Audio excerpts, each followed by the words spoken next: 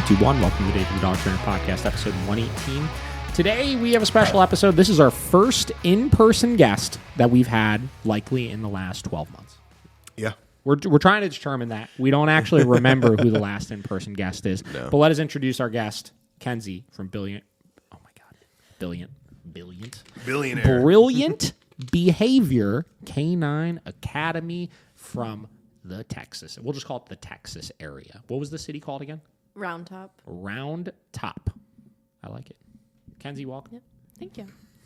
Are you so pumped to be here? I am. Good. Awesome. Kenzie, what's been your experience of Cleveland so far? How's it been going? It's been good. Honestly, a little bit smaller of a city than I thought it was. Did you? Yeah. What was your impression of Cleveland prior to coming here? Did you have an impression of Cleveland? Not really, no. Do people talk about Cleveland in Texas? No. It's either people have no fucking clue that this is even like a legitimate city, or they really always just talk a bunch of shit about it. Because we're kind of just, generally that's just like sports fans, because Cleveland historically has terrible sports teams, though the last couple of years have been okay. But historically, we're the mistake on the lake, is what they call it, I believe. Is that what they call us? Yeah, you didn't know that? No. The mistake on the lake. I mean, it tracks. Which I think is bullshit, because Cleveland's pretty cool. It's pretty cool. Oops. Sorry, there's conflicting. Yeah, get out of here. No, John. I like rep your hood. Okay, I like Cleveland. It has lots of great things to it. Yeah, but you're kind of like a Florida guy, So I guess that makes sense why you would agree with that term. Yeah, I came back and I was sad. So Nice. Well, Kenzie is in town here. She's been doing our shadow program for the last today's the 4th day. Tomorrow's the last day. Yeah. Very exciting. This morning, we went to a school in kind of the inner city of Cleveland and did a career day. And let me tell you, that was a wild time. So I've never, what was hilarious is while we were there, when people kept asking me, they're like, do you usually take her to your what do they call it? Like going to the schools and meeting the children? I was like, well, this is actually my first time going to the schools and meeting the children. So yeah, I was hopefully able to inspire the youth to maybe want to dog train, or maybe just learn that dogs don't have to chase you every time that you run, because that was probably the most common question that we received over the course of this career day. Was every time. It was like it was 6 groups. I think we had like 20 or 25 minutes with each group. And basically I talked for like 5 minutes at the beginning. I gave them the spiel. Hey guys, I'm a dog trainer over on the west side of Cleveland. This is kind of how I got into it. And then, I had to really play up that. And I tried to really lean into this the first. You could joke on this also, because I feel like the first one, I had it in my head. I was like, I'm going to really inspire these kids to look for non-traditional jobs to go with. I really leaned into the, I was never, into school, and the idea of like getting into finance, being an attorney and stuff, it just never really resonated with me too much, So then I found out that you could take your passion and you could turn your passion into a career, and you can make a bunch of money doing that, and blah, blah, blah. And I just saw these kids' faces were like, like so fucking glazed over. Like they wanted nothing to do with anything I was saying. And then I was just like, you guys want to see her do a trick? And they were like, yeah! Jesus. That's literally what it was. And then I finally, once I got through the first 2 or 3, I hit the point where I was like, all right, well, I'm just going to talk for 5 minutes and just be like, just ask me questions about my dog. And then they were just like, does she bite? Does she do flips? Does she do tricks? Will she chase me if I run? Is she really fast? I have just 9,000 different questions that have nothing to do with the career of dog training, but just are questions about my dog that you would assume a 5th grader would ask you if you asked them, what questions about my dog do you have? Mm-hmm. Is that pretty accurate, would you say? Yeah. So, I don't know. So, did you say, you've done something like that before? You said you did a presentation with one of your dogs or something? I mean, 2 things kind of similar. I mean, they weren't career days. I did one of my clients, they were starting a 4-H club at their kids' school, and there's a dog portion to the 4-H, which I didn't actually know there was more. I didn't know that there was more to 4-H than just livestock and dogs. Hey, can you explain 4-H to me? I feel like I kind of know what it is, but I actually don't really. You don't know what 4-H? I've never done it because we didn't have it where I grew up. No. But I mean, there's different. Do you know what 4-H there's is? different portions of it, but it kind of helps kids find something that they're interested in. So like the livestock is definitely the biggest portion, or like activity, I guess, where you can have cows, goats, pigs, bunnies. And there's different events. Most of the livestock is just showing and being graded and competing with other kids' animals to see which one has the best one. But That's there's kinda other cool. things. And this that is people something you don't- did in school? I don't know if it's only connected to schools, but I think it's mainly connected to schools. Yeah. But there's other things that I didn't know about. Like there's a fashion one. I don't really know how the competition for those Sure. goes. There's like archery, but there's a dog portion, and they do like a show. They do agility. There's a trick one. There's a couple other things, but my client just asked me to come in and talk to them about dogs and dog training. That's cool. So I did that, and then I did a Halloween event. It was like a puppy and kid Halloween festival thing. Oh, wow. So I took my dogs and did a little demo with them for that. But that's all I've done. I haven't done any like career focused things. Yeah. It's been more like fun stuff. I am terrible at. I don't want to say I'm terrible at it. I am very awkward initially with like being asked to like present randomly on stuff, like with no guidance. Yeah, you know what I mean? same. Because like for example, she's just like, yeah, just come and you just have like 20 minutes to talk about your career, and I'm just like, I could go any direction with this. You know what I mean? Yeah. And you got to look at like your audience you're talking to and stuff like that. I had like a couple other similar experiences. I remember the very first time I was ever asked to come and speak at a seminar was there's a trainer, Tammy McLeod. She's in like the Nashville area. She's a very well accomplished sport dog trainer, and her and I connected just online. Had kind of chit chatted back and forth and stuff. And she asked me to come speak at her trainers series seminar thing that she was doing down at her facility in Nashville. And originally she's like, can you just do like a virtual presentation? I was like, I'll just fucking fly down there like and hang out and stuff. And she's like, oh my God, that'd be so cool. Yeah, I just want you to talk about working with aggressive dogs, right? And I was just like, okay, right? And this was also Heights Days. This was 6 or 7 years ago. This was a long time ago, right? So I'm still relatively kind of new at the game. And I was kind of starting to develop a little bit of a name for myself, right? And primarily with working with like behavioral modification. We had a couple of like really impressive turnarounds with dogs and like pretty good reviews and stuff at that point. So I went down there, and I'm the youngest person there, right? At this point, I'm like 22 or something like that, 23. And there's all these just like full-on adults that are there here to listen to Tammy, who's this well-accomplished dog trainer, right? Coach them through stuff. And I just kind of said, and she just kind of hit me with it. She's like, oh, David, do you want to do your presentation now? And I was just like, okay. So I kind of stood up there and I'm like, and I just started like rambling, right? And just kind of talking. And I'm like, guys got any questions, right? And there was a couple people that kind of started asking questions, and that's where I really personally really thrive is like in Q&A format, because it helps to lead the conversation along. You know what I mean? Like I'm just, and a part of it is my fault. Like I'm bad at like preparing for those types of things. Like these podcasts are always like on a whim. It's not like I have like bullet point things to go over and ways to like navigate the conversation. So when people start asking questions, I could really take that and run with it very effectively. Yeah. But just left to myself, like if I ever do like a keynote presentation, like a fucking TED Talk or something, it would be a disaster.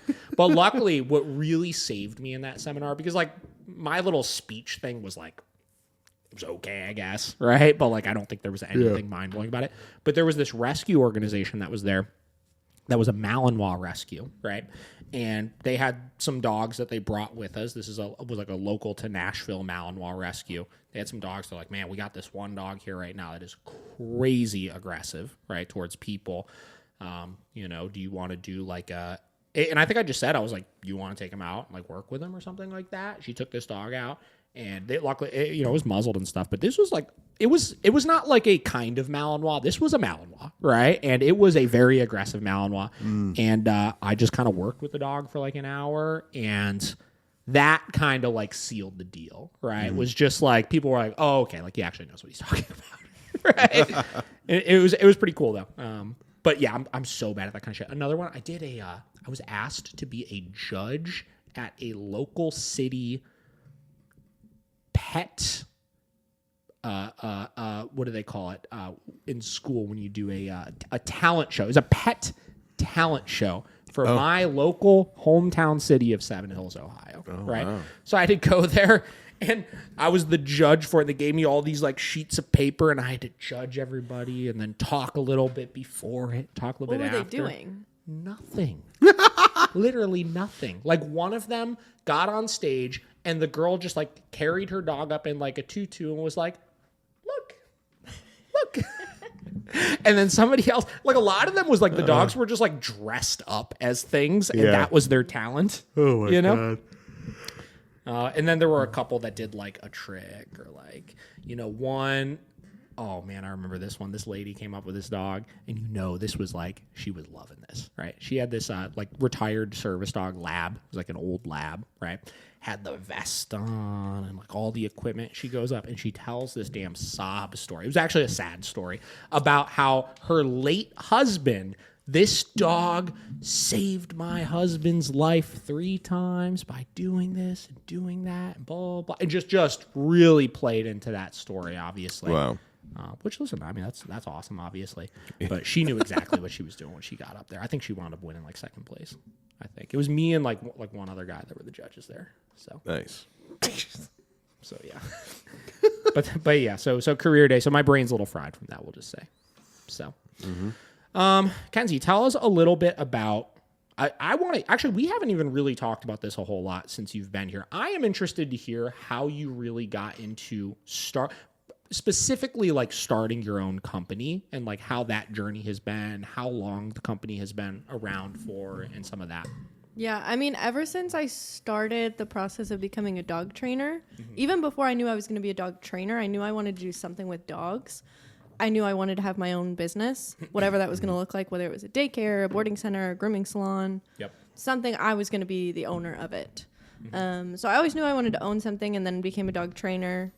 Worked for someone else because I knew, I went to a dog training school, but I knew after the school I wasn't ready to be completely in charge of all the training. I still needed to learn from someone else.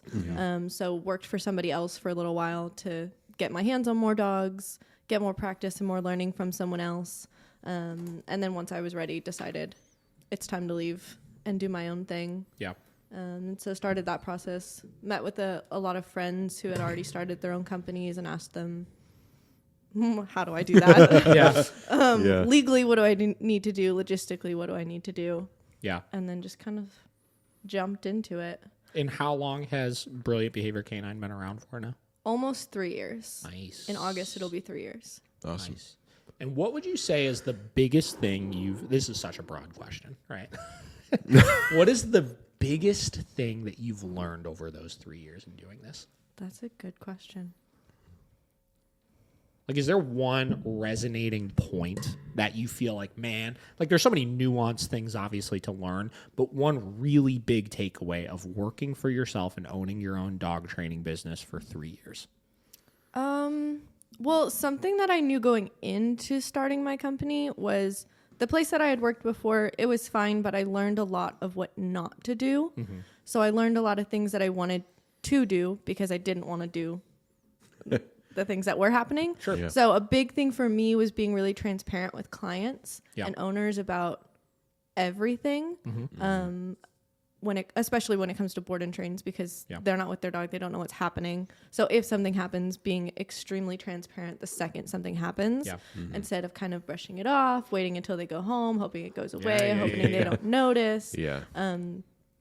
So that's been a big thing that I've just noticed since I started. That was kind of my mindset of being transparent with everyone and noticing how much people appreciate it and recognize it.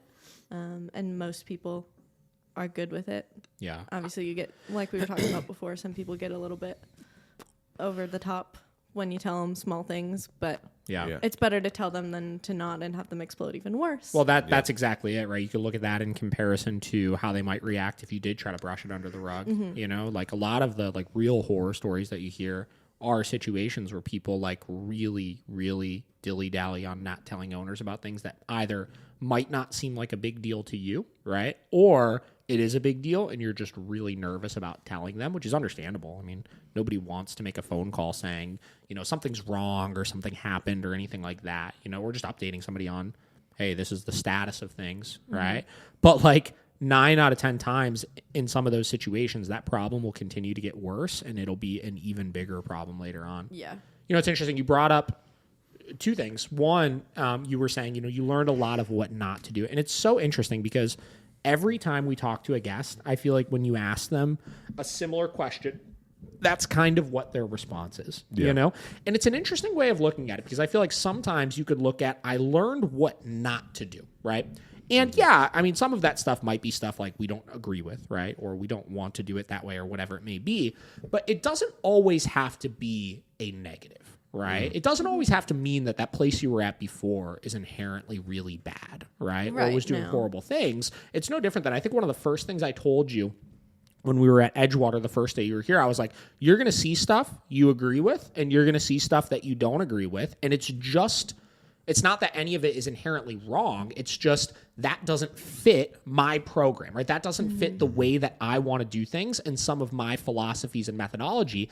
And I think like, you know, as I was getting started in things, it's the same deal. Like I would learn from this trainer, learn from this trainer, learn from this trainer, learn from this trainer. And how I molded my approach was by learning what things didn't work for me. You know what I mean? Yeah. And I think reshifting that sometimes can be important to help people that are listening understand, like, everybody's got their program for a reason, right? Like just because something may be different than what I'm doing doesn't make it wrong.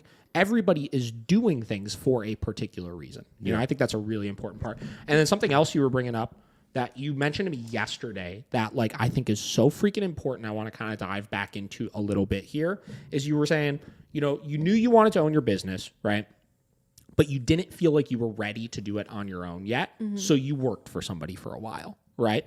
And that's kind of like what you were telling me yesterday when we were working with Rocco, that fear aggressive dog. And you're like, I really want to get into working with aggression cases and dogs like this, but how do I do it in a way that's ethical? Right.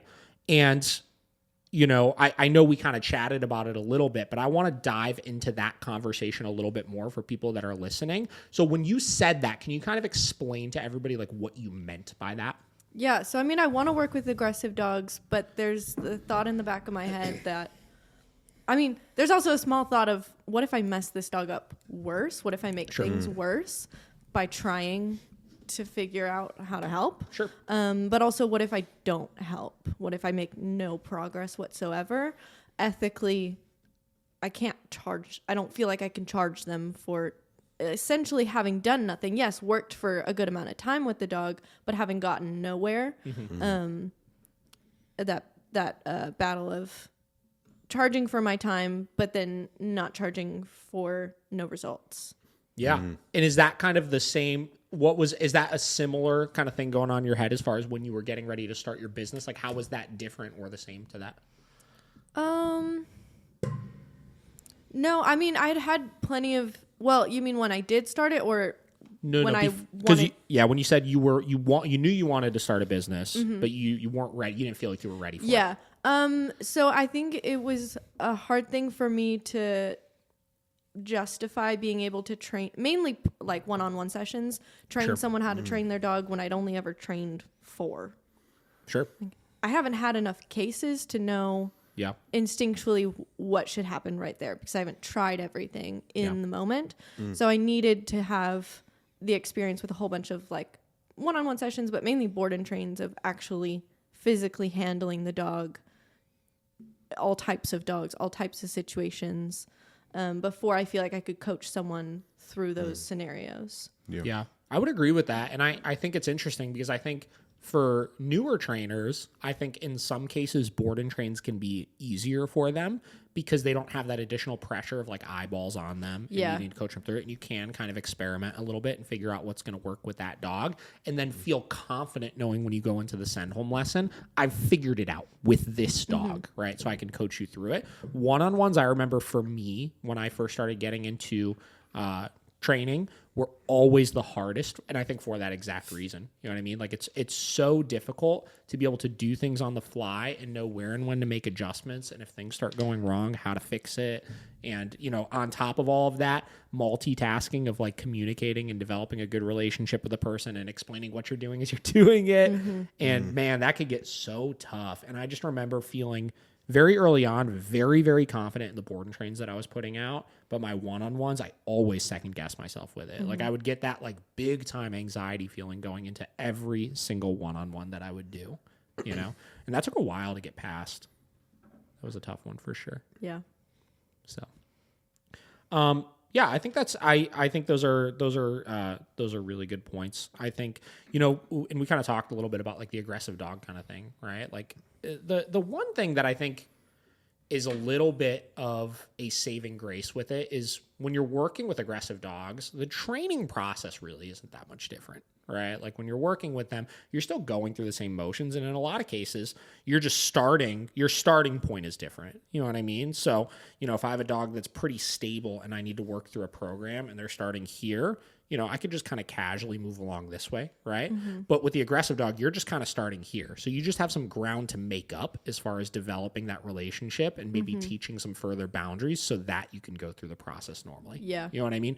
So that helps people a lot. I think the thing is, and to exactly what you said, is just that, one from a financial standpoint, right? Like, yeah, taking a lot of money, because obviously aggression work, a lot of people charge a lot more for it. Taking a substantial amount of money for somebody to essentially play around with it and experiment is where you start getting into dicey ground, and on top of that, I think it was Gelman posted something on one of his podcasts or something like that recently that I was listening to, where he was saying the same deal. Like, if you're taking on aggression cases before you have the skill set to do it, like your diagnosis of the dog at the end of the program could ultimately cause an owner to kill that dog, right? And that is a massive responsibility to take on yourself. Yeah. So you have to be so unbelievably confident. And I don't think that means you shouldn't take them on, because everybody has to start somewhere with it, right? But being transparent with the owner that this is something new for me, and I'm going to give it the college try. I do feel confident that I'm in a position to be able to help you with this kind of stuff. But if I can't, seek out second opinions. You know what I mean? I think being really transparent about that side of things so that they understand there might still be further help out there is really important, as opposed to what a lot of trainers will do, which is, and this is even established trainers that might not have the skill set to really work through aggression cases. They try, it doesn't work, and they say this dog can't be trained, right? Which is just obviously a little ridiculous. Yeah. So, and I think even if it doesn't work out, charging a little bit of money, I don't think is wrong. Obviously, you're paying for my time still to be able to try to help you, and I'm going to be able to help you with something, right? But fluctuating your prices based on the success, I think, can also be very important too. A big part of it. What do you think, Josh? Yeah, I was just wondering, because we always kind of ask the same questions on this when we're talking to new trainers, but I don't think we ever really talked like how was the first year? Like, what did that look like for you as starting this business for yourself? That's like, Yeah. A lot of learning what running a business is. I thought I understood a lot of things, and I did not. Definitely a big thing, which I knew before going into it, but clearly didn't put into practice. For me, which has now become a big thing, is taking breaks. Because I still live in my facility, but my facility before was my house. Yeah. So I was really living with everyone. And I went 6 months without ever having a break from dogs in my house, besides my personal dogs, or including them. So learning to take breaks was definitely a big thing that I learned pretty quickly, because I get burnt out way too fast. It's like going to bed at 9 o'clock thing. Yeah. Well, I wake up at 4:30, so going to bed at 9 is fine. Yeah. That was definitely a big thing. I think, legally, contracts, what to put in them, I kind of had to learn based on situations that happened. Like we kind of talked about, like you can't just say it to someone and then hope, you got to be able to kind of have the hope documentation. they remember or hope they take that as word. Have to have it written down, have to have them sign it. Yeah. And that has still changed since then. Oh yeah, fine too. But definitely breaks and contracts Yeah. were a big thing I had to adjust pretty quickly. Is there particular situations you could think of that like caused you to make like a big change in like a contract or something like that? I'm ready for it. Let's hear it. I mean, it's not insane. I had a client with 2 dogs want to do a board and train, and it was a 4-week program. And so I had told her what the price was per dog. So my first mistake was not telling her the entire price. Sure. So I told her what the price per dog was. And then at the time I was offering payment programs. So they could do a $500 deposit to save their start date. And then the rest of the payment broken up into thirds. So a third at drop off, and then we do a midpoint lesson. So a third at midpoint and a third at go home. So she came for drop off, or she paid the $1,000 for the deposit for both dogs. Came for drop off, paid the 1/3 for both dogs. We did our midpoint lesson. They went home. And then like a day or 2 later, I realized I hadn't sent them for that second third. Okay. So I texted her and I was like, hey, totally forgot to send you that invoice to have you pay that second third. I just sent it over now. She was like, I thought I already paid everything. You're like, you're only like 50%, girl. They weren't even at 50%. Oh, Jesus. And so she screenshotted what I had sent her, what the pricing was. Like, you haven't even paid me for 1 full dog. Yeah. So I don't see where you think you're done paying. You haven't completed everything. Yeah. But that made me definitely change to put my pricing on my contracts because it was not on there. Yeah. And then I had another time where I had to add in that my deposits were non-refundable because I said it on the phone, but they were able to argue that it wasn't in the contract. Yup. So I had to refund it. Well, we talked about that one, right? We Yeah. had to change like refund policy stuff, like right around like the time of COVID, because legally in the state, and I recommend everybody, you should look into this in Texas also on it. But well, if it's on your contract, obviously it's fine.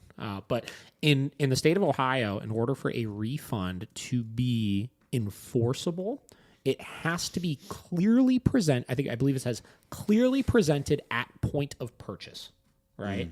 So in our case, we were collecting payment over the phone for our program. So you called up, you said, hey, I want to book a program. We would do the same booking process. We'd put your tentative date on the calendar. I would say, all right, I'm going to take your down payment now, whatever it may be, and then plug it in and then send them the receipt and stuff like that. But in our refund policy was always on the website, and we always stated it verbally over the phone, right? And that is not enough to enforce it. So because it wasn't presented at point of purchase, technically speaking, we had to switch to that's why we invoice everything out now before payment. Even if somebody calls and says, I want to sign up right now. I'll give you my credit card information right now. We say, cannot do it. Got to send you out an invoice and collect all the payment that way. So yeah, we've had so many things like that. You know, a lot of it is so situational. And like, unfortunately, there's really not a lot of good resources out there as far as, you know, dog training specific contracts and agreements and stuff like that, and why certain things are written out the way that they're written out and stuff like that, to help understand how you really need to protect yourself in all sorts of different situations. You know, it could get really, really messy with that kind of stuff. Yeah. I think another question I had, you know, when yet again starting out, you know, we've had quite a few people, and it kind of pertains to like the burnout, right? So a lot of people just do it out of their houses. You know, they're bringing in a bunch of dogs into their house and they can't get away from it. And I was wondering, you know, did you have a facility that you started right away with, or were you just right out of your house? No, right out of my house. Right out of your house. Yep. Okay. And then you moved it Yep. to... And Did now you just like build a building on your land? Is that what you did? So we built a facility that has a small little living portion in the back of it that I'm currently living out of. That's cool. And then once we have enough money, we'll build an actual house. Yeah. Still on the same property, like 30 feet away. Yeah. But at least I'm in a completely different building. Yeah. But that'll be a little while. Okay, so you have control of everything because it's on your land. Yeah. That's cool. Yep. Yeah. What what was your like influx of dogs in the beginning? Like how? I mean, I didn't take that many at a time. I would Yeah. take 3 board-in trains and Okay. then an additional maybe 3 boarding dogs, rarely. Really? I think the Okay. most I ever had at a time was like 9 or 10. So Okay. I had a lot of boarding dogs. And was it just you in the Yep. beginning? It's still just me. Wow. Dang. Yep. Do you want to have employees? I do. What's holding you back on it? Enough money, but like, I worry about not having enough dogs coming in to keep them busy. Sure. So I worry about hiring someone and having to tell them, you might have work, you might not. I can't Yeah. promise anything. Because I know for myself, if that would have been the case when I was looking for jobs, I would not have gone there. I think an interesting thing that some people in your position could look into is the idea that I get calls all the time from people that are like, I want to learn from you. Can I just like volunteer and just like come help out? You Yeah, know what I mean? actually had a high school student shadowing me for a while. And I told her right off the bat it was not a paid position. And she was fine with that. She was interested in being a dog trainer. Yeah. But got to the point that she was like, I want money. So went and worked for a boarding facility. I think another interesting way to kind of look at like how you can kind of keep somebody around is looking at like a, I don't want to call it like a commission thing, but like some sort of split you do as opposed to like a guaranteed income, you know, like you could look at like, all right, well, you're going to get paid based on how many boarding dogs are here. You're going to get paid based on how many boarding trains are here or whatever it may be. And I'll pay you whatever, you know, Yeah. So they do it. in the horse. $3 a day per dog or some shit Yeah. like that. You know what I mean? And come up with Yeah. something like that where you don't have to ever like let somebody go or you don't ever have to worry about making payroll or anything like that. Yeah. Because if you're paying them, you're making enough money to pay them. You know what I mean? I think that might be an interesting way also to kind of get some help because you don't need I mean, obviously you've been grinding away yourself, which I applaud everybody that does that. I was so lucky when I first started out that I never had to do that. I started off right away with a facility and with employees because I worked for somebody for a while and we essentially absorbed the business, right? Is kind of how it worked. And we started our own LLC and company and stuff. So there was already like an existing clientele of at least like boarding and daycare dogs, right? We had already kind of made a name for ourselves as the trainers there as people wanted to come and use our services. And we already had a staff there that we kind of absorbed as well, you know? So I never had to like truly grind away. Like I had some long weeks of like working, 10, 12 hours a day, right? Like 7 days a week and stuff like that. But I was always able to like walk away from it in the end of the day and like give myself that automatic break. And it's funny because I tell the story all the time. When we first got that space that we're in right now, when I first got that space, I lived upstairs. Upstairs was my apartment, right? So like the training room, for example, was my bedroom. That little room before was like my walk-in closet. And that hallway was like my apartment. And then the break room was my office, right? And I remember when we first moved in there, there was not really any employees that were going to help out at that space. Like we had one girl that was going to start, but she wasn't like fully started yet. So I was in charge of everything there all the time. And I remember day one sitting there just realizing like, what did I just get myself into? Like having like a complete just like panic attack for like one day. So I applaud that. Like, obviously you got to grind it away, but I luckily never had to do that. Yeah. Just not being able to get away. Like, Yeah. Yeah. like at least now, like you said, you can walk away Yeah. at least like, a few hundred feet to your Yeah. actual house, it's like, Yeah. you're not just stuck in there constantly. Like, especially for you, I don't know when you were, I mean, living, I get the appeal. You know what I mean? Like, you Yeah. figure like, let's say you just have one employee and you're paying that employee, $12 an hour, $14 an hour. It's like you start doing the math. It's like, damn, I could have an extra, $20,000 in my pocket every year, right? yeah, no, that's But it's true. like, God, like I'd much rather pay that and just have the peace of mind. Yeah. So that's the hardest part. I mean, we talk all the time. Are you familiar? Do you know Tyler Muto? Mm-hmm. Yeah. So Tyler was on the podcast, and we talked a lot about like just trainer issues because he does a lot of trainer coaching now. That's like his primary gig. And he talked a lot about just like common things he sees with people, and that's the number one he said is just burnout. It's like everybody's burning themselves out, and they're burning themselves out, which is causing them to do stupid things, which is causing them to make a bad name for the industry, which is causing them to get into trouble, right? It is all starting with the burnout side of things. Yeah. Yeah. Yeah, I think I've kind of learned, because most of my programs are like 3 or 4 weeks. Yeah. So I take 6-8 weeks on and then like a week off. Yeah. And then go back to that. Which is the way to do it. I mean, a lot of people I know that do in-house stuff that have been doing it for like a prolonged period of time. That's how they do it. You know, they take like, and the one guy I know that he's in North Carolina, Dave Meyer, he's an Allegiant Canine. He does like way longer. I mean, he'll do like a couple months on and then like a full month off, and then like a couple months on and a full month off, and he'll just like get off the grid for like a month and just like go take his dogs like hiking in the mountains somewhere or some shit like that, you know? Yeah. Which that also sounds very appealing. You know what I mean? Like, But after like a week, 2 weeks of not working, I can't sit anymore. I need to go Yeah, do need something. it. So I feel like a week, maybe 2 weeks is plenty of time, Yeah. and then I'm ready to work again. yeah, I would agree with that. I remember the longest I was ever out of town so far was like when we went on our honeymoon and we were gone for 2 weeks.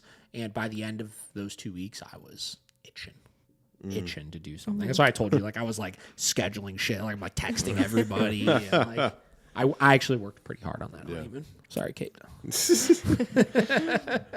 Well, so now, like, what's your influx? I guess now 3 years, Same. still the same. Yep. Okay. Yeah, I think 3 board and train dogs at a time is plenty for me. I think any more Perfect. than that would be a lot. Yeah. Where I worked before, each of the trainers had about 15 dogs each. Ooh, damn. It Yeah. was way too much. Damn. I didn't like that much stress on myself. No. But also there wasn't enough time in a day to work all of the dogs. It is physically impossible to do a good session a day with 15 dogs. Yes, That it is not, was. that's literally not possible. No, they weren't good sessions. They were very short. Yeah. We didn't get very far. I mean, they weren't promised much. They were there Yeah. for 3 or 4 weeks. But the go homes were always, I needed Terrible. way more time Yeah. with this dog. But I didn't like how long the dogs were in their runs. I didn't like how far they did not get. So I found that 3 dogs is enough for me if I'm doing board and trains and other stuff. I think if I was just doing board and trains, I could maybe take another 1 or 2. Yeah. But I think that's a good when you number. look at you're actually caring for the dogs on top of training them, 3 is kind of a lot, you know? Yeah. I mean, Yeah. it's very doable, but that's a lot of stress on yourself to get a lot of that done. Yeah. You know? Like our board and train trainers get between 5 and 6, but like their only job is come in and do the board and trains. Yeah. Yeah. Well, and what's hard with where I live now is I'm so far from everything. So if Yeah. I want to take them on outings, that's the entire day is taking 1 dog on an outing. Yeah. Yeah. To drive 45 minutes What to kind get of car somewhere. you drive at home? Chevy Equinox. Can you take multiple? Can't you take all 3 with you?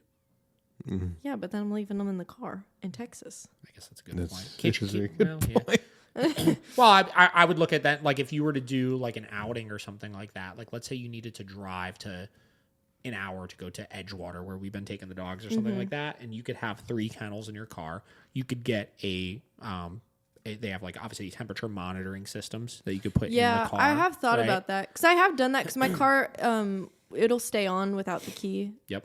I mean, it's a push to start, but like if I don't have the key in the car, it'll stay running for a certain amount of time. So I've had to test how long that time is. Yeah. And I have taken multiple dogs, take 1, work them a little bit. I try not to go too far from the car Sure. in case Yeah. they're Yeah. barking and someone walks past and breaks my window. Yeah, for sure. But like I couldn't do like a store outing. I wouldn't. I mean, I don't know. I don't think I would feel comfortable leaving them in my car, Sure. having someone walk past, notice there's a dog in there. Yeah. Call the Yeah. I'm with you police. on that. People get real crazy about that stuff right now. Yeah. Even if you're good. I've had a couple situations where I've been at Edgewater Park before and had dogs in my vehicle, and I've had like temperature monitor in my vehicle and stuff like that for like hot summer days, and they're fine. Like the car is literally running, right? Yeah, But I don't worry about the dog. Yeah. I just worry about everyone else. yeah. But the I people, had the same thing happen to me there before, where I had like somebody complain, and then all of like the state troopers that work there are like surrounding my car, and they're like, "We have to just make sure everything's okay." I'm like, "Guys, like the car's literally on. Like I open the door, like reach your hand inside, like it's cold, like we're good, Yeah. Which I understand, obviously, like people want to make sure dogs are okay and Yeah. stuff, but like God, like. Yeah. It can be tough sometimes. Yeah. Because that would really be such a beneficial way for you to save some time. Yeah. Well, and I've thought about that too. If I hired someone, Yeah.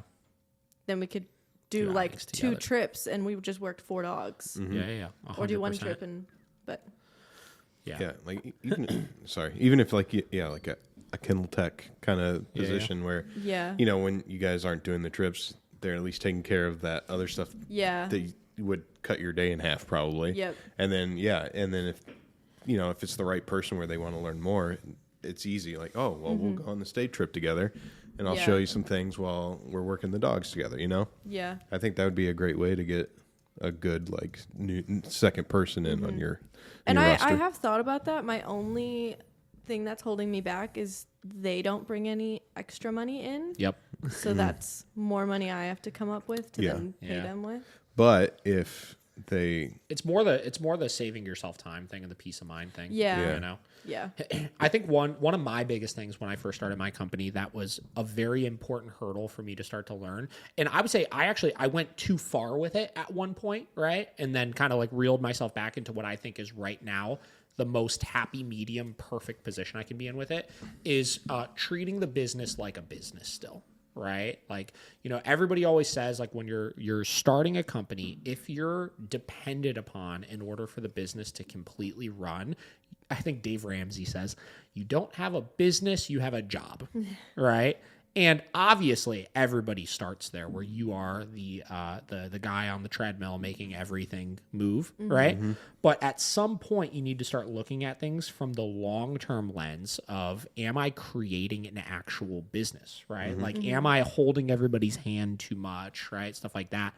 And, I had a time where like I really tried to step back a lot and basically get everything running completely independently, right? Which was fine, but the vision kind of went away. You know what I mean? Like the overarching, like, this is the North Star we're heading towards. There wasn't a person like leading, like, if this is where we're trying to go with this, right? Mm-hmm. And not that everybody individually isn't capable of having their own motivation, because things still ran, right? Mm-hmm. Everything got done. But just overall, like, it just kind of everything got a little mundane. You know what I mean? Mm-hmm. And then I kind of, obviously stepped back in, really took more of like kind of like a head role in a lot of the stuff, and kind of assumed the like training director role where I kind of helped oversee things a little bit more, worked with the staff a little bit more, stuff like that. And right now I feel very confident. Like, Kate and I go on like a lot of trips, right? We're gone for pretty prolonged periods of time sometimes. Like, we have almost 2 week long vacations coming up this year.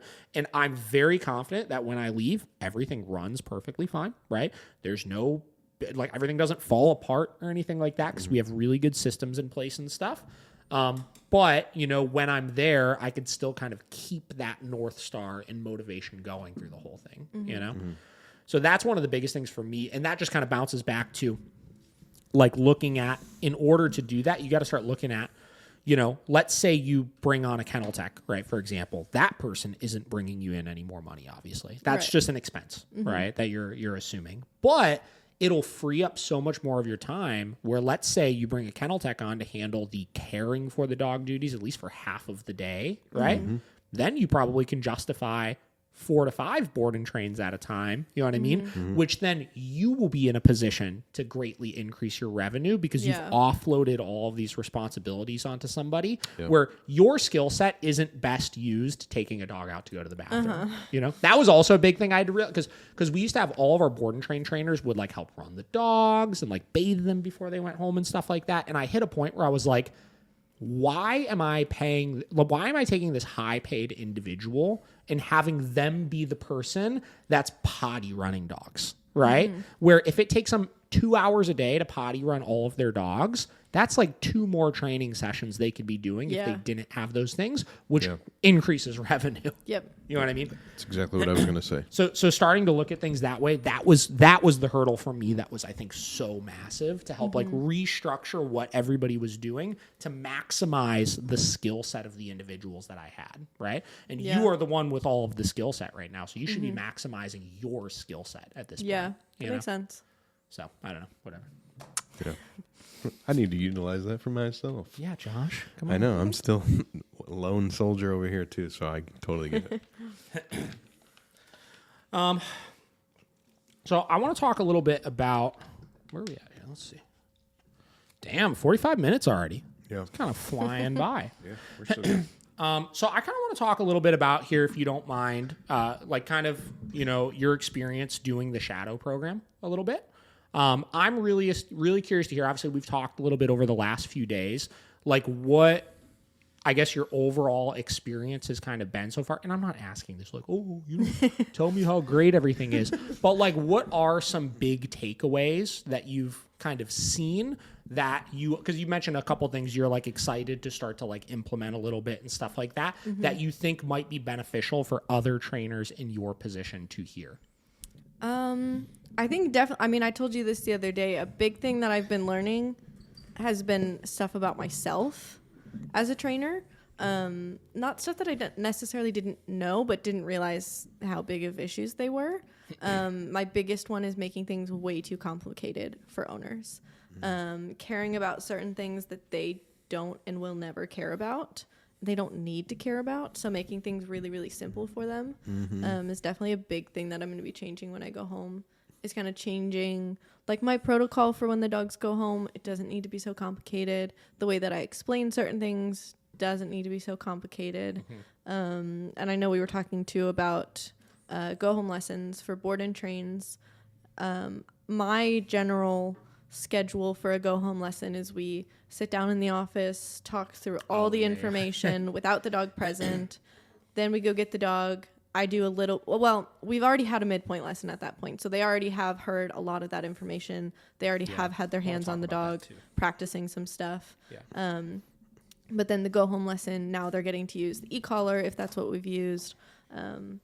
They're getting to hear a little bit new information, but they've kind of already heard everything and done everything. So I don't really do that much with the dog and kind of just hand the dog over to them and they practice everything. But so mainly changing stuff for the midpoint lesson. And I really liked seeing that go home lesson the first day. That was kind of cool how that timed out. Yeah. Because that's the only one that we have this week. Obviously, our next one isn't until next Tuesday, I don't think. Yeah. So I'm glad that happened, But kind of seeing everything broken down so simple, which makes so much sense because that's the way that I learn best too is break it up. Give me a little bit, let me do it. Then add a little bit more, then let me do it. Then add a little bit more, let me do it. So getting to see that and realizing for myself that, wow, this makes a lot of sense. This is really how I should probably be doing things, is not giving them so much information. Because what I've noticed is people tend to focus on something else that we said during the sit down instead of what we're doing right there. And then getting really confused because they remembered a different portion that has nothing to do with what we're doing right now. But they have all that information in their head and they don't really know what it applies to yet because we haven't gotten there. So taking things one step at a time. Let's start with this. Got it down. Okay, we're going to add something else to it. And then just kind of building, same way that we would teach the dogs, starting with a little. And I think you said that when I was talking about it. Like, don't give them the entire picture. They don't need it yet. They don't know it yet. Start with a little bit. Let them understand it. Add a little bit more. Let them understand it. So that's definitely been a big thing for me, is learning to really slow down and simplify things for people. That's so funny. So it's funny that you brought up that analogy that I was bringing, because I think that was the first time I ever explained it that way to anybody, And as I was saying it, it's funny because like I found myself, I was like getting excited about saying it because I was like, damn, I need to remember that to say it again. And I actually forgot it until right now. So unless you said that, I would have never said it again. It made a lot of sense. So the analogy to kind of get everybody understanding what I said, I think you were asking, how do I get owners to not make so many mistakes? Is that kind of correct, what you were asking? I don't remember. I know it had something to do with that. Or like asking a lot of the same question over and over again. Something I think it was asking the same question over and over again. And you were like, our clients they'll constantly do everything wrong after you've said it, of like repeating the command a lot and this and that. And like, how do you help them to not do that? Right. And first off, some people are still going to do it, obviously, right? But the way I explained it is like when we teach a dog something new, right? Our goal is to block the dog's ability to make the incorrect choice as best as possible. So if I'm teaching a sit, right, and I'm teaching it with a food lure or whatever, right? I'm teaching a dog to sit. I am going to give the dog the absolute maximum amount of help that I possibly can so that their option of doing anything other than sit is gone away, right? And I'm going to allow them to do it successfully a handful of times, with maximum guidance. So if I look at that from the standpoint of an owner, right? If I'm teaching an owner how to do a bed stay with their dog, right? I'm going to literally hand them the leash. I'm going to stop them from doing anything because a lot of people's natural instinct, the second I give them, I'm going to tell them, all right, you're going to work some bed stays now. And I give them the leash and they're just like, boom, they go for it, right? So before I even hand them the leash, I hand it to them, I was like, don't do anything yet.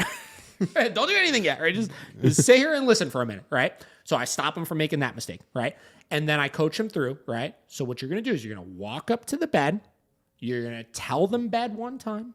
You're going to let it breathe for a minute because I know their instinct is going to be to repeat it a second time right off the rip, right? If the dog does it, great. If the dog doesn't do it, you're going to mark with no, give a correction, give help. So I've outlined the process to them. Now I say, all right, go to do it. And then I literally walk them through it in real time. So walk up to the bed. They're walking up to the bed, right? Now say bed. They say bed. Now wait a minute. And I always stop them. Now wait a minute. Give it a second, right? Because again, I know they're going to repeat it a second time. They're going to be really quick on telling the dog no, right? And then if they don't do it, all right. So now what you're going to do is you're going to tell the dog no, give a correction, help them onto the bed, right? And just hold their hand through it the entire way, right? It's like you're talking to one of those fifth graders, right? That I was working with. They're teaching one of them something, right? Because you're teaching somebody a totally new language, right? You have to treat them like they're like a fifth grader, right? Mm-hmm. So then, as I've built on success with those repetitions of walking them slowly through every single step of things, so they've now done it successfully 6 times, I slowly start fading the lure. So the next step of teaching the sit with the dog is instead of a full lure and help, I give like a half a lure. And then I let the dog try something. And if they're going to make the wrong mistake, I stop them real fast. And then I help them a little bit more. And then I stop them real fast and I help them a little bit more. So maybe I'll walk them out. All right, now walk up to the bed and tell them bed, right? And then they'll do that, right? And then if I catch them starting to repeat themselves, I'll stop them right away from it, right?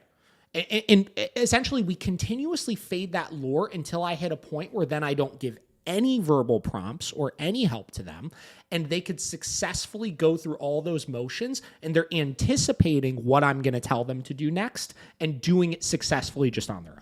Mm-hmm. Right? Yeah. So whatever. Long, drawn-out way of saying, literally train your clients like you're training your dogs, right? You know as a trainer how to make sure a dog doesn't make a mistake and keep them successful. So that means you know how to make sure an owner can go through the process and not make a mistake and be successful. And if anything, it's 10 times easier because you speak the same language. Yeah. So Yeah. that's funny that you brought that up because, man, when I was saying it, I was like, damn, I've never said it like that before. I want to talk about that. But I think it makes more sense too because as a dog trainer, obviously, like you said, we know how to train the dog. Yeah. But sometimes then we think about the human side. We're like, okay, well, they're different. They're not dogs. So I have to explain it different. Yeah. When really you kind of don't. 100%. Yeah. Yeah. You're training 2 things at once. That's it. And that's the benefit of the board and trainers. We've trained the dog, so we can just focus on training the owner then at that point, you know? Mm-hmm. Were you going to say something? Nothing important. Just say it. I was just going to say, Bob Ross, right? Bob Ross. Like it's like, imagine if Bob Ross, you watch an episode and it's just the final like 3 minutes and he's like, oh, look what we created. Now you do it. Yeah. You know? That's a good point. Oh, Yeah, wow. and you'd be like, I cannot, it'd be like that picture right there. And you're like, I don't know. But his whole thing, and that's why he was so popular, it's Make it so simple. Yeah, so simple. Yeah. Like, it's just these little swipes. And then, we have a happy little tree, But it's like the same thing. It's like most of those people that watch this stuff, they didn't know how to paint. They, and then the people that come in, they don't know how to train dogs. So it's like, breaking it down, because we talked about it before, and it's just like some people get so sciencey, and maybe even like how you were doing it. You were like, here's everything, like right away before we even see the dog. And it's like, well, let's take a step back and let's just go through it all together in the little increments. And and like you said, it's like our brains are kind of formed to take information in little bits and then memorize it, instead of just here's the whole thing. It's like it's like when you're studying for a test, it's like those people try to cram in the last like 2 hours before the test. I don't understand how some people can do it, but if I did that, I'd be like, I remember like 2 questions. That's it. So just breaking it down easy, is just more digestible for these people that aren't trainers. Yep. Yeah. And I think that's something, not that I forget that they're not trainers, but I think sometimes it's hard for me to remember what is common knowledge and Yeah. what is trainer knowledge. That's a good For point. sure, That's yeah. a really Because good I point. think before I became a dog trainer, I had a lot of experience with dogs. I mean, I worked in a daycare, I worked in a grooming salon. Yeah. So I didn't have like formal knowledge about dogs or dog behavior or Yeah. mannerisms, but I kind of just learned by watching Yeah. a lot. So I kind of just assumed everyone else knew the same things, which I sometimes catch myself still doing, assuming people understand all these little things when they don't, and they don't necessarily need to, certain things. But That's like when we were talking with that client yesterday, and when I looked back to you and said, "See, the loading," remember? And the girl was like, "What's loading? What the hell is loading?" Yeah. And honestly, even that one to me, when I said it, I was like, it's the same deal, right? Loading That's up. something everybody kind of just understands what it is. Well, and then right? today when you said that Vera was fixed. Oh, You're yeah. like, what is fixed? Well, granted, we were talking to literally fifth Yeah, graders. I know. But I've had Yeah, adults so- say that too when I Yeah. ask them if their dog is fixed. What? I don't know. But- That's why I'm bringing him to you. And it's funny to that point. Like it's understandable why they wouldn't know this. But it always cracks me up when I see people say, "Yeah, I have a male dog that's spayed," or something Yes. like that. Yeah, I'm like, well, actually, it's not. you but don't. I know what you meant. Yeah. Yeah. I get it. So, okay. So the last part of that I do want to dive into, and again, we talked about this, so I already know what you mean, but I am kind of excited to talk about some of these concepts. So when you were saying, certain things that, you care about, but the client doesn't care about, right? Can you kind of elaborate on that a little bit? Yeah. Well, I mean, and I said it the other day that I'm now kind of questioning why do I care about them? Sure. But so like things that I've cared about are where my dog is in a heel. Like their nose is at my leg. They're not anywhere near ahead of me. That dogs are giving me attention before that they're released out of commands. Oh, okay. Definitely waiting at threshold, any sort of threshold, car door, house door, kennel door. That one I would say is, and we talked about that one a little bit. I mean, that's an important one, I would say. But I have found a lot of clients don't care. Sure. Yeah. A lot do. A lot care about the going out. They don't care about the going in. Yeah. It's the way you frame it, I guess. Yeah. But yeah, sure.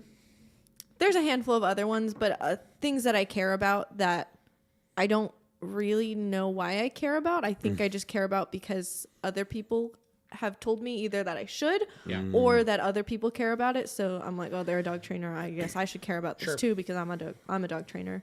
When in reality, I really don't care where my dog's head is in a heel as long as they're paying attention to me and as long as they're not 8 feet in front of me. As long as on a 6-foot leash, they wouldn't be at the end of the leash. I really don't care. Yeah. Yeah. Yeah. No, that makes sense, and just overall kind of what we had talked about a few times over the last few days is that idea that, like you were saying, like there are some things that are norms in dog training right now, right? Your dog needs to know a heel position, right? Your dog should be in place all the time in the house. Right? Yeah, that's another big one. All of those types of things, right? And there's a bunch of others I'm sure we could sit here and rattle off, obviously, but trainers are telling, older trainers are coaching to newer trainers how important those things are, right? And the newer trainers are just, like you said, caring about those things because they were told to care about those things, who are then trying to push that onto their clients of these are things you need to care about, where the client is the only one that's not going to just conform to it because they're told to, right? They're going to ask themselves, does this actually fit into my life? And does this make sense as something that would solve the issue that I hired you for? Yeah. Right.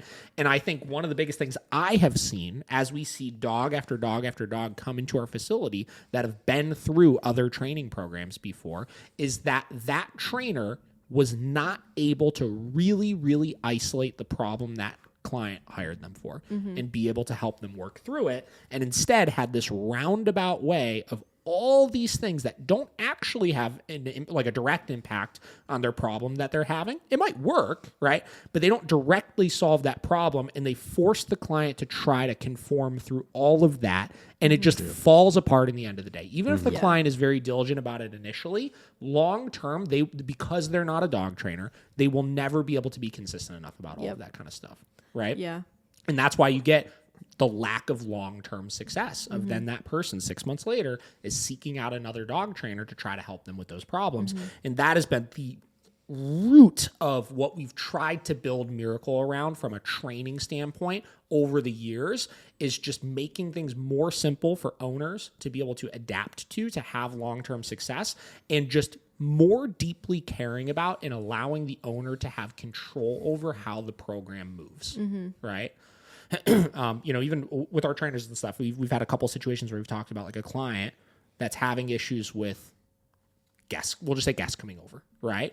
And even we catch ourselves sometimes, right? Like, oh, well, we're going to have to get through at least 5 of these sessions before we could work on that. But it's like, why?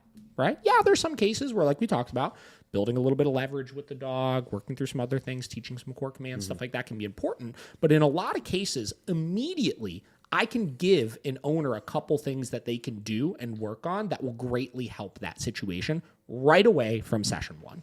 And you know who I think was the king of that was Cesar Millan, right? If you watch any of his videos, you can love the guy or hate the guy.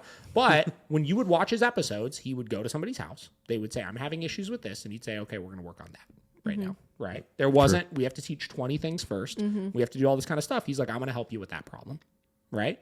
And, again, things you agree with, things you disagree with, whatever. Everybody's going to have their opinion on all sorts of different trainers. But that is a big takeaway I think trainers should be looking at their program with is stuff like that. So I thought that was huge, and I was really that was cool when I heard you say that was kind of something that you were taking away from it. Were you gonna say something else? I heard you do the analogies, man. They're just coming into my head right now. Hit me with another one. Well, it's like you go to get your tires changed, right? Where's it going? And you have. A mechanic has a million tools, right? But they're not going to just take every single one and try to get your tire off. They're going to use the right one, right? Yeah. Like they're going to use the right tool. They don't just throw everything. And I think that's the thing here is, it's not that all these things that we teach dogs are not important, because it could be very important to the right case, right? But you don't, this person has, food aggression or something like that. Like, yeah, they could care less if the dog stays, in the entryway before going in or whatever. Right. It's like we need to work on the thing that is at hand. But you don't need to know every tool. You just need to know the tool that is going to work in your situation. Yep. I'm just an analogy guy today. I'm sorry. That's an okay one. Yeah, well, that's an okay. That's a little different because that was on the analogy. fly. The problem with that one is that's assuming that trainers are looking at a situation and saying, I'm not sure what to do to solve this, so I'm going to throw a bunch of stuff at it, right? And hopefully one of them works. Yeah, I guess so. I think all of them believe and understand how their solution will ultimately work. The problem is, again, are we going like this or are we going like this? Right? I think that's really kind of... Well, I think, and I mean, part of that being, what is the owner going to do? Sure. Yes. Yeah. Because the owner might really care about the problem, but they don't want to do all the extra things that they might not have to do. Yeah. I don't blame them. Which I think that's okay. That's a point of contention with trainers a lot too. When I'll talk to them, they'll be like, they just don't want to do it. Right. And I'm like, yeah, well, I wouldn't want to do all the things from a daily basis that you are too. And another thing that I remember mentioning to you, I think day one is like, myself, right? I can only coach people through how to live a life with their dog in the way that I live mine. Right. And, I could try to look at their situation and make adjustments to it and stuff because there are clients that live different lives than mine, right? But I have created my lifestyle with my dogs around making it as easy as possible for me. I don't do training sessions with my dogs at this point, all right? They hang out. I don't know if you, aside from Vera when I took her to the thing, like you've seen my dogs a couple of times now, and you come here all the time. I don't know if you guys have ever really seen me put my dogs in a command before. It's been a long time. It's been a while because they hang out. I've taught them what to do and what not to do so that I don't have to micromanage them. Yep. So. Yep. And I think that was a big thing that I said, I think day one too, to you was bringing up a video where you had talked about that idea that you really don't use commands that much because you don't want to micromanage. It's mostly just do what you want and then I'll tell you when what you're doing is not okay. And that's basically how I live with my dogs. Yet that's not how I tell clients live with their dogs. And that's also like contradicting in my head of what should I be telling them then? Sure. Just make it more simple. Definitely. Yeah. Well, I think a lot of people, or clients will say sometimes is like, I'm gonna have to do this forever. That is a good one. Yeah. We don't hear that as much as we used to, but a lot of that might have to do with how we've adjusted our program. Yeah. Because I did used to hear that a lot. Yeah. Yeah. I do this forever. Yeah. Like there are some things like well, I'll hear that with the e-car. Do I have to use the e-car for it? Yeah. Like, yes, you do. Yeah. I'm like, sorry, you know. Yep. Yeah. But do you like just because it's on doesn't mean you're gonna have to use it. That's Right. what because Yeah. I think that's what people think when they think, do I have to use the e-car forever? Yeah. So I need to use it forever. Right? Well, I think Yeah. also when I hear that, I always think someone's asking, well, I have to use it in order for my dog to do anything. Yes. No, you use it when they're not doing what they need to be doing. And because you use it when they're not using it, well, Jesus fucking Christ. Because you're using it when they're not doing it, right? You don't need to ultimately use it because you're consistent about setting that boundary. Yep. Yeah. That's definitely it. Hell yeah. I think this is great. Yeah, it's a great I one. know you got to dip out of here soon. Yeah. You got anything else you want to add in, Mr. Dobay? No, I think I'm all tapped out of my analogies, good or bad. What about you? Got anything you want to add to this? You want to tell the people where they could find you and follow you along? Yeah. I'm on Instagram, Facebook. That's pretty much it right now. But I might add other social medias. But Brilliant Behavior Canine Academy, letter K, number 9. I like it. Hell yeah. All right, guys. Well, we'll catch y'all on the next one. See ya. We're happy to have you. I've really enjoyed having you here over these last couple of days. This has been fun. We don't get a ton of shadow students in, but I would say once every couple months we'll get somebody that comes up for a couple days or whatever. So this is cool. I like, being able to just ping pong ideas back and forth. And anytime I'm in a position where I'm like trying to teach or show or anything like that, it kind of challenges my own ideas a little bit and forces me to think outside of the box a little bit. So this has been cool. I've been happy to have you here. So Thanks. And It's been good. it's nice to have a guest here. exactly. The Zoom thing's cool. In the but, chair. Man, in the chair is nice, the chair. So, hell yeah. All right. We'll catch you guys next time. See ya.